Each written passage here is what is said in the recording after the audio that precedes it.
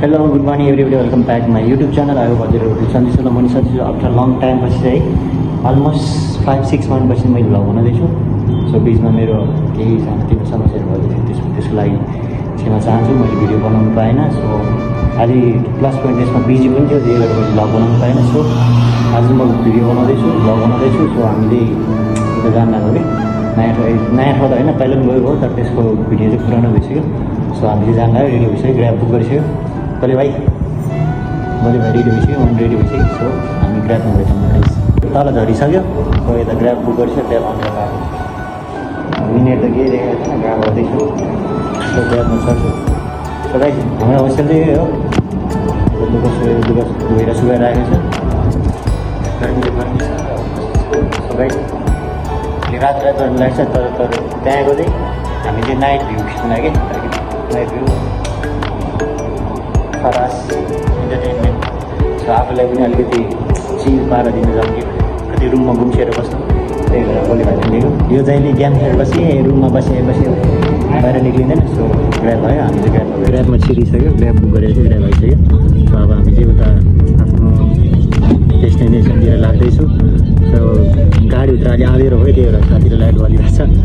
So I hope म ब्याकग्राउन्डको view चाहिँ देखाउँछु साथीभाइले। सो सबैले हेरेर लाइक कमेन्ट सेयर सब्सक्राइब गरिदिनु होला। सो फाइनली गएर हाम्रो चाहिँ डेस्टिनेसनमा आइपुगिसक्यो। नजिकै छ थोरै। अब हामी घुम्न आएको तर रात चाहिँ रात परिसक्यो, अलिकति नाइट भ्यूको लागि हो हामीले। सो आयो हजुरहरूले राम्रो भ्यू देखाउने प्रयास गर्छु। बुढो भाइ के भन्नु छ? बुढो भाइ दुईजना गाडी बुढो हुन्छ बिस्तारै। अब बेलुका भएपछि लाइटको सहयोग लिनु पऱ्यो। सो यस्तै छ, दामी छ क्या तर किनेमा चाहिँ।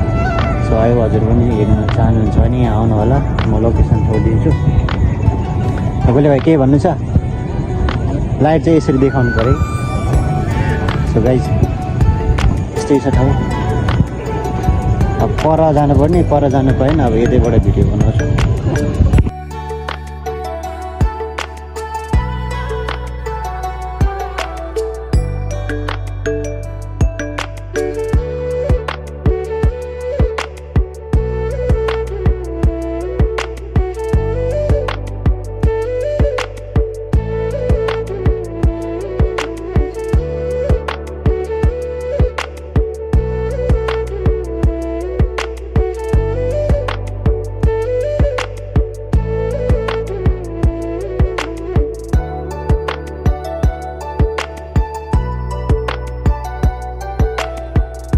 गाइस यो चाहिँ नाइट भ्यू हो,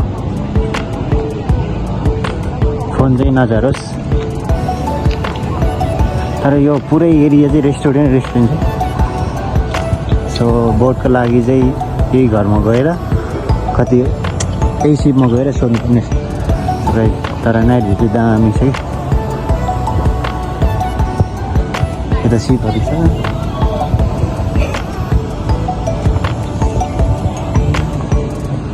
तर त्यो परको चाहिँ भिल्लाहरू हो कि अपार्टमेन्ट कि एउटै घर। सो यहाँतिर पनि क्या दामी छ। सो गाइस त्यो ब्रिजमा चाहिँ पुग्नलाई हामी अब यो जहिले त्यस्तै ड्याममा बिजी। सो यो चाहिँ नाइट भ्यू हो गाइस। सो पर चाहिँ भिल्लाहरू छ, अपार्टमेन्टहरू हो। यस्तै चाहिँ राति नाइट भ्यू चाहिँ। सो गाइस सबैले हेर्नु, लाइक कमेन्ट गर्नु, तपाईँहरू पनि आउनु सक्नुहुन्छ। तर यहाँ चाहिँ त्यो अब पानीमा चलाउने त्यो बाइकहरू पनि पाउँछ। त्यसको लागि चाहिँ यहाँ आउनु होला। अरू ठाउँमा चाहिँ थाहा छैन, त्यसमा पनि पाउँछ। त्यो ठाउँ चाहिँ दामी छ कि यहाँ शान्त। इभन ब्रेक टाइममा आएछ नि यहाँ बस्नुलाई चाहिँ टाइम गएको थाहै नहुने। भोलि भाइ यता ड्याम खेल्दैछ। हामी चाहिँ अब त्यो बिचमा जान्छ अनि एउटा दुईवटा सर्ट भिडियो बनाउँछु टिकटकहरू।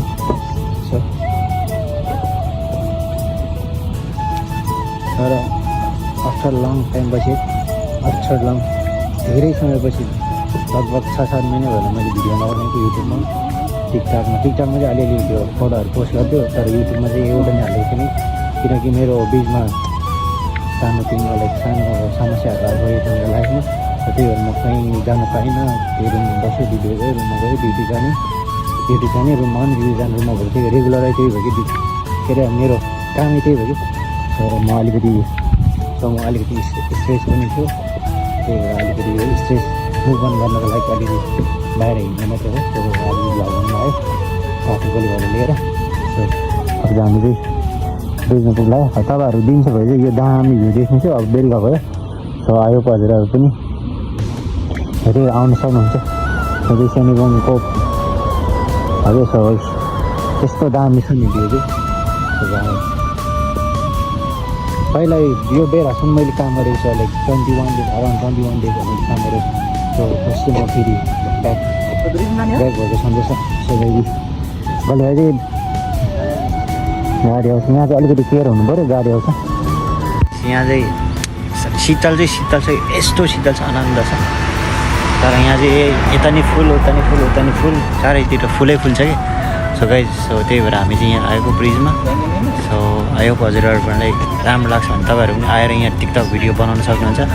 सो यो चाहिँ सेनीबुङ कप हो तर प्रायः जस्तो ठाउँबाट धेरै नजिक हुन्छ हाम्रोबाट पनि नजिक छ तर बेलुका चाहिँ अलिकति ड्राइभहरू पाउनु गाह्रो छ सो अल एभ्रिथिङ बखेला here very good the place like के अरे पिसफुल प्लेस हो कि यो चाहिँ सो गाइज सो यस्तो दामी छ सो यता पनि फुल तर यो मुनि चाहिँ ब्रिज के अरे ब्रिज छ सो गाइज यस्तो दामी छ कि शान्त कि क्वाइट यस्तो के अरे पिसफुलमा चाहिँ धेरै बस्न आनन्द हुन्छ गाइज हामी चाहिँ यहाँ फोटोसोटो खिच्यो भिडियो बनायो अब हामी चाहिँ म चाहिँ लगइन गर्न चाहन्छु सो आयो हजुरहरू पनि आउनु सक्नुहुन्छ बेलुका पनि अब दिउँसो पनि अब बेलुका चाहिँ अलि खासै त्यस्तो लाइट चाहिँ छैन अब हल्का सो दिउँसो आयो भने चाहिँ अलि झन् बेलुकाभन्दा अलिक धेरै क्लियर राम्रो देखिन्छ वेदर पनि वेदर अलिकति हट